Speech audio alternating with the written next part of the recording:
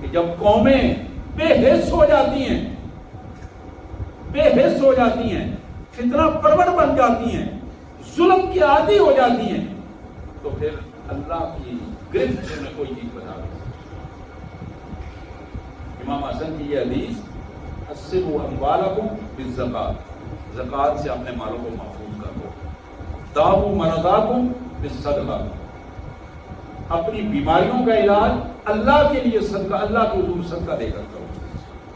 واستقبلوا افواج البلاء بالتضرع والدعاء، مصیبتوں، طوفانوں، آزمائشوں کا مقابلہ کرتے ہوئے اللہ کے حضور گر گڑا کر رو کر دعائیں کرو، اللہ تعالیٰ تمہاری اس کیفیت کو دور کرے۔ اللہ سے دعا ہے اللہ مجھے بھی، آپ سب بھائیوں کو، بہنوں کو، بیٹیوں کو اللہ تعالیٰ حفاظت عطا فرمائے۔